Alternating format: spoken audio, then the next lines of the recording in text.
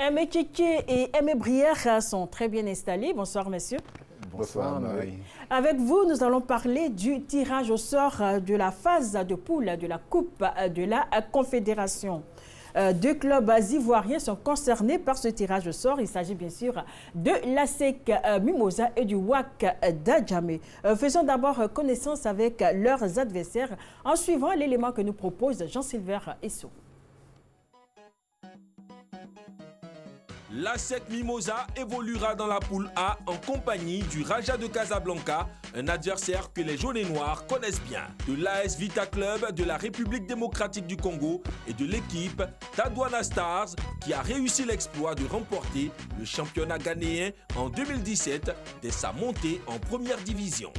Le récent champion de Côte d'Ivoire, l'ASEC Mimosa, entamera sa campagne de la Coupe de la Confédération par la réception d'Adwana Stars lors de la période du 4 au 6 mai prochain.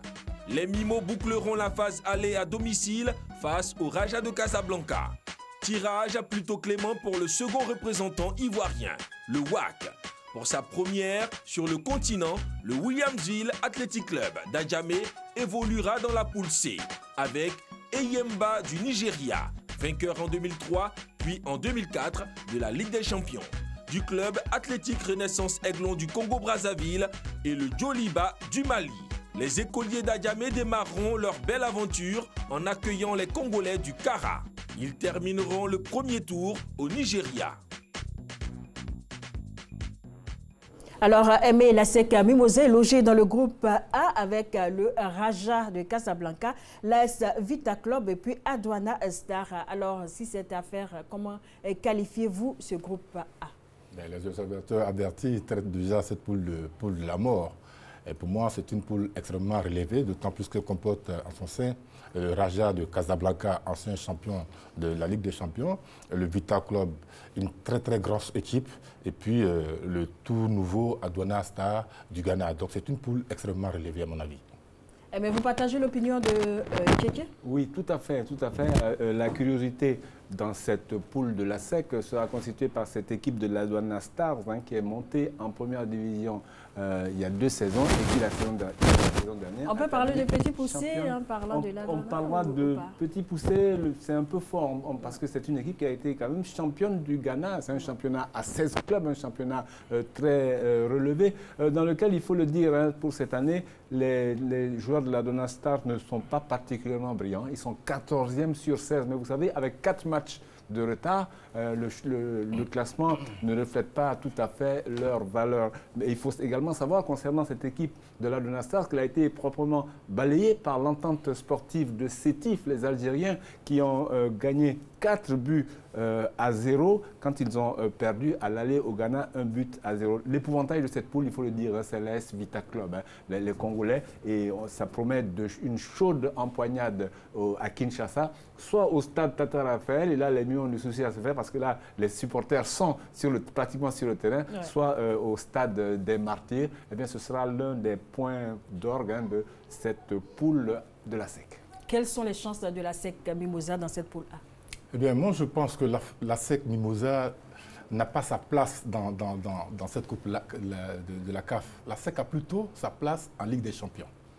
Malheureusement, l'ASEC a été reversée. Par accident donc. Et donc, l'ASEC, pour moi, pas favori dans cette poule. C'est vrai qu'il y a le Raja de Casablanca, entraîné par Juan Carlos Garrido, l'Espagnol, qui a fait parler de lui en terminant 4e en 2010-2011 du championnat espagnol. Et puis en qualifiant la même année cette équipe de Séville pour les demi-finales de la Champions de la Ligue européenne.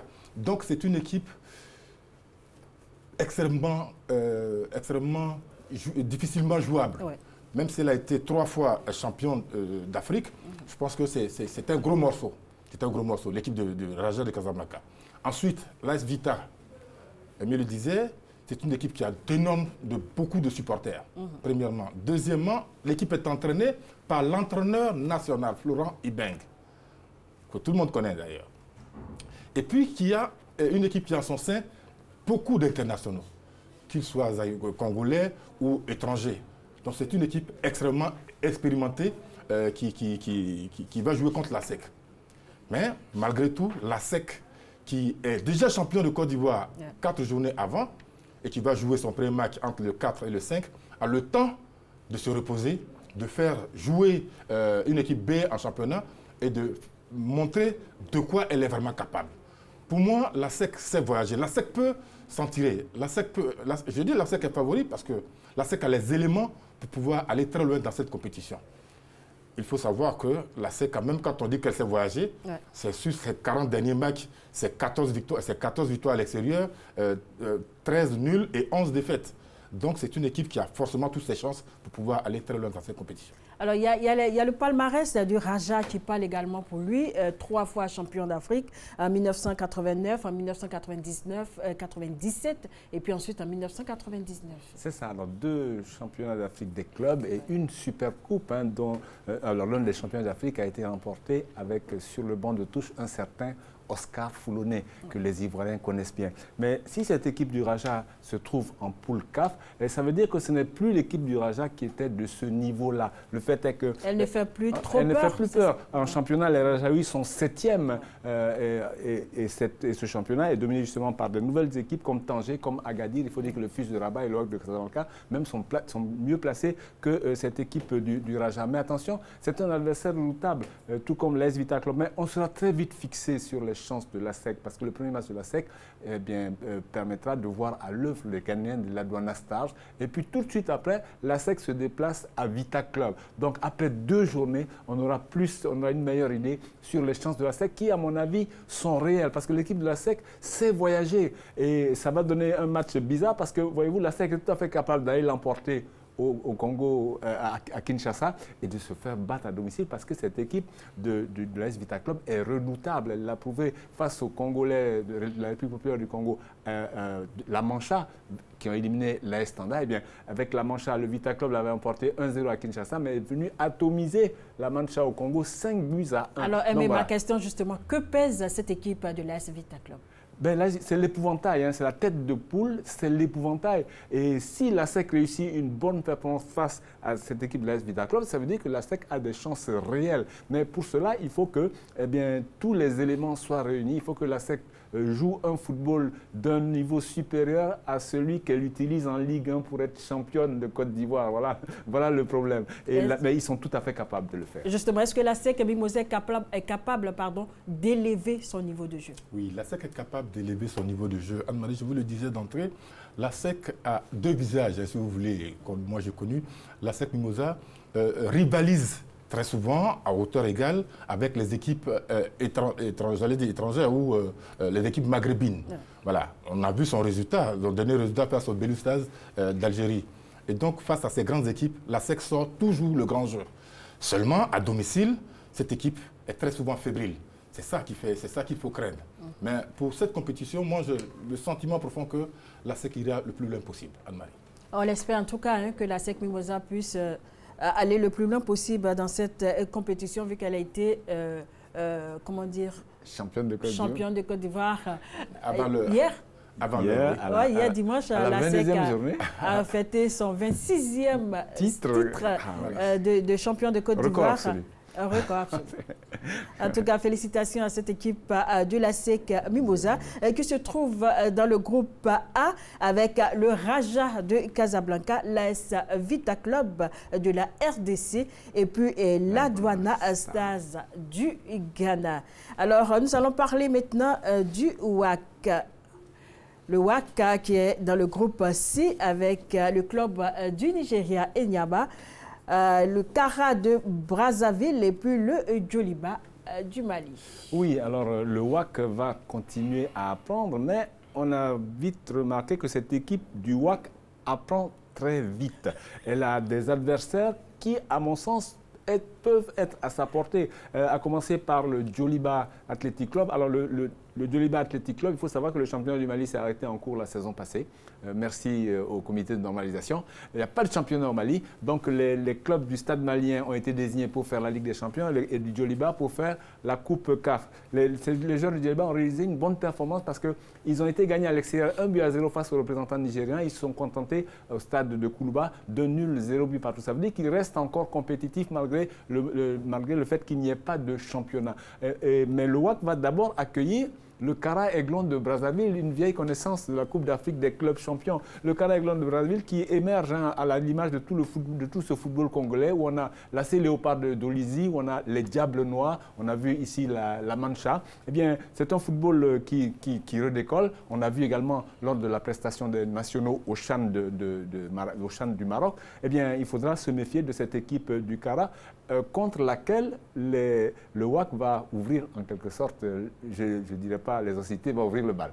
Voilà. Et puis après, maintenant, il faudra bien négocier le déplacement au Nigeria, parce que c'est l'équipe du Nigeria de Nyemba qui est tête de poule de cette poule C où est logé le WAC. Et cette équipe de Nyemba ne marche pas fort en championnat. Hein. La preuve, c'est que Kanous, Pilarge et autres et Inugu Rangers sont devant cette équipe de Nyemba. Mais il faudra faire très attention parce que, eh bien, elle a gagné difficilement au match retour, certes, mais elle a de grosses possibilités. En principe, la référence dans cette poule sera Enyimba. Si le WAC réussit une bonne performance au moment où il va défier cette équipe d'Enyimba, à ce moment, je dirais que le WAC aura de bonnes chances de alors, Kéké, j'ai entendu Brière dire beaucoup de si. Est-ce que le WAC se trouve dans une poule difficile?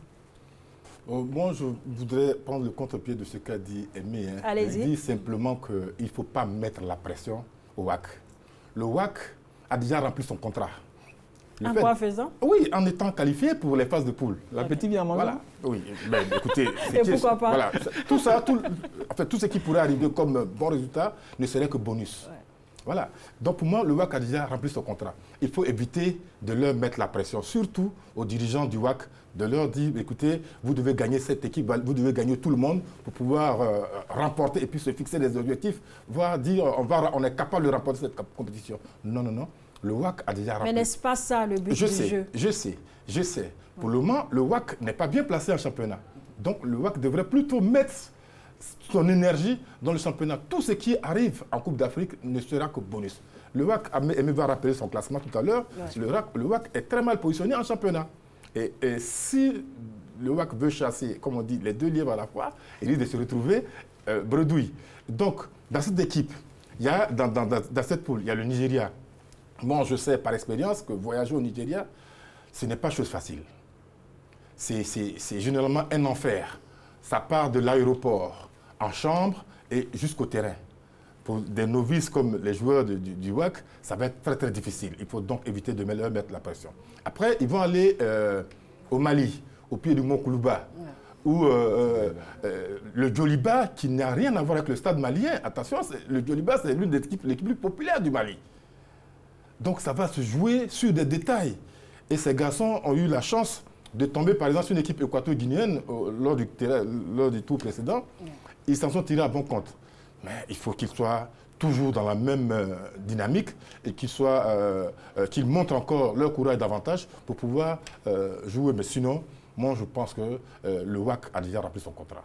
Alors, Brière, soit dit en passant, est-ce qu'il y a un choix à faire pour le WAC? Championnat national, focus là-dessus ou Coupe africaine? Je pense qu'il faut poser la question au président Koné, parce que la tentation est forte de vouloir gagner encore plus d'argent. Le WAC est dans une situation en championnat qui peut être inquiétante, et on va en parler tout à l'heure. Oui. Ils ont quelques matchs en retard. S'ils les négocient bien, ils peuvent sortir de la zone dangereuse. Et ce sera l'occasion, à mon avis, de se pencher sur cette poule C, où ils ont une belle carte à jouer. Parce qu'une équipe du WAC qui est montée il y a 2 ans, l'année d'après qui a été africaine, et cette année qui a bien commencé le championnat, qui a montré un bon niveau et qui est bien placé dans cette Coupe de la Confédération, moi je pense qu'il faut jouer à fond la carte africaine. Pourquoi? Parce que d'abord, en jouant cette carte africaine, l'équipe du WAC va acquérir plus d'expérience et elle sera certainement plus dangereuse en championnat. Et vous savez, il ne se focalise pas sur une qualification. Abi Yao, lui, est un entraîneur qui est très qui fait preuve de beaucoup de discernement. Mais il bondira sur la moindre occasion de passer le tour suivant. Et, ma foi, le Djoliba n'est plus l'ancien Djoliba. Le Djoliba, quand le championnat s'était arrêté, le Djoliba était 3e, c'était le Stade qui était premier. Et on a vu si on veut comparer, même si comparaison n'est pas raison, que le WAC s'est plutôt bien débrouillé face au Stade malien de Bamako. Ça ne veut pas dire que le match est gagné à l'avance, mais ça veut dire que s'ils s'appliquent, ma foi, ils peuvent créer une belle surprise dans cette poule C. C'est le moins de mal qu'on peut leur souhaiter. Alors, le gros morceau dans ce groupe C, je parie que ce sont les Nigériens d'Enyimba, déjà 2 fois champions d'Afrique par le passé. Oui, c'est... À ce stade de la compétition, toutes les équipes se valent, hein, mais c'était bien de mettre un accent particulier sur les Nigérians parce que ils ont une grosse expérience de la compétition, ils l'ont déjà gagné. Et donc, oui, c'est un très, très gros morceau. Et je le disais tout à l'heure, les conditions pour aller au Nigeria ne sont pas toujours faciles. Pour jouer contre les équipes nigérianes ne sont pas toujours faciles. C'est beaucoup de tracasseries. On peut vous faire partie d'Abidjan à 10h le matin pour aller jusqu'à Korogo ou à Mans, juste pour vous déconcentrer, alors qu'il y a la possibilité de jouer à Lagos quelquefois. Donc oui, il faut faire très attention à cette équipe de Nyamba. Moi, je pense que la poule est très équilibrée. Je voudrais dire, je voudrais dire faire attention à cette équipe du Kara Aiglon de Brazzaville qui a sorti au tour préliminaire l'Ashanti Kotoko, n'est-ce pas, et au tour d'après qui a battu Saint-Georges d'Éthiopie. Saint-Georges d'Éthiopie, c'est comme la SEC en Côte d'Ivoire. Ouais. Donc, c'est vous dire qu'elle est d'un excellent niveau. Elle a perdu 1-0 au Ghana, mais elle s'est qualifiée au tir au but au retour. Et puis, quand elle a rencontré Saint-Georges, c'était le même scénario, 1-0, et elle passe au tir au but. Bon, c'est une équipe qui développe un bon football, mais je pense que c'est une poule, dans l'ensemble, assez équilibrée, même si les observateurs ont tendance à dire que c'est le WAC qui est là pour apprendre, et voilà, sans aucune pression, sans aucun objectif véritable. Oui, je voudrais attirer l'attention des uns des autres sur l'effectif du WAC. Nous sommes à 22 journées du championnat et le WAC a tourné jusque-là avec 14-12 joueurs au maximum. Oui, voyez-vous, ils sont très mal classés en championnat et là, ils vont avoir affaire à une Coupe d'Afrique. Donc, il faudra avoir des priorités. Il faudra avoir des priorités. Avec un effectif aussi réduit, il faut faire très attention. Vous êtes d'accord, Brière, la profondeur du banc du WAC pose problème. Oui, et puis la multiplication des matchs, parce que le WAC est pratiquement à jour de son championnat, le WAC a seulement 2 matchs de retard, seulement 2 matchs, je dirais. Et si vous regardez les autres championnats, les autres équipes, Aldouana a 4 matchs de retard, etc. Mais le WAC a accusé une certaine fatigue, ça, il faut bien le dire. Hein.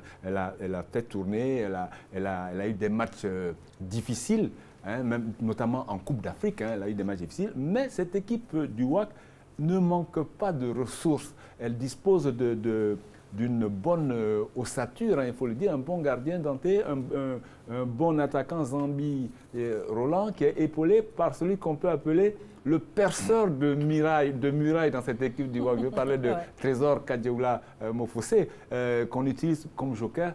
Elle a de la ressource, cette équipe. Et il faudra de toute façon jouer, mais elle a la possibilité de se refaire une bonne santé en championnat, parce que le premier match de cette poule, c'est le 4 ou le 5 mai. Le deuxième match, c'est le 15. Et puis stop jusqu'à la fin de la Coupe du Monde. Donc, on peut viser les 2 objectifs. D'autant plus qu'on va y revenir, le WAC n'est pas trop mal placé. Le WAC n'est pas l'un des clubs les plus menacés pour la relégation avec le jeu des matchs en retard. On y reviendra. Mais je pense que les Guêpes de Williamsville peuvent créer une agréable surprise. Même si je pense, Anne-Marie, voilà comment nous, observateurs, mettons la pression sur les équipes. Vous, Aimé est sûr à 100% que... je dirais une pression normale. Oui, non, mais attention. Le WAC se retrouve en Coupe africaine. Ils ont une belle catégorie, certes.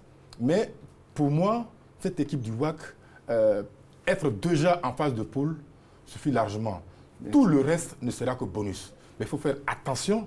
Il faut faire attention de ne pas se laisser décomposer en championnat national, qui assure l'avenir du club. Donc, qu'est-ce que vous préconisez, Tchétché? Que le WAC se concentre exclusivement sur le championnat national? S'il y a un coup à jouer, qu'il le joue, mais qu'il se concentre, que la priorité soit le championnat. Parce que, je vous dis, hein, quand ils vont gagner un match, ce que je leur souhaite, ils vont gagner un match, 2 matchs, après on va dire, nous on est capable de gagner ça, et puis on laisse le championnat de côté. Oh. Mais c'est clair, comme Tchétché Bria plutôt le disait tout à l'heure, l'appétit vient en mangeant, c'est tout à fait normal. Oui, c'est bonus, c'est bonus. Moi, c'est tout le mal que je peux leur souhaiter. Ouais. Voilà, c'est tout le mal que je puisse leur souhaiter. Parce qu'ils seront plus S'ils prennent, c'est bon. Mais quand on voit l'effectif, ça craint, Anne-Marie, ça craint énormément. Voilà. Ils ne seront pas africains l'année prochaine déjà.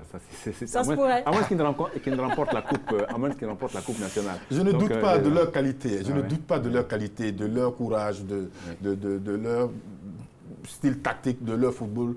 Mais je pense qu'il faut les ménager. Il ne faut pas leur mettre la pression. Ne pas leur dire qu'ils peuvent gagner cette coupe la CAF. D'accord. Je rappelle que les 2 premières journées de la phase de groupe se joueront en mai. Vous voyez le tableau, voilà. Donc, les 4, 5 et 6 mai, la deuxième journée, 15 et 16 mai. Et puis, avant d'observer, bien sûr, un arrêt en raison du déroulement de la Coupe du Monde 2018 en Russie. Donc, cette phase de poule va reprendre ses droits les 17 et 18 juillet prochains. Nous allons rester en Côte d'Ivoire.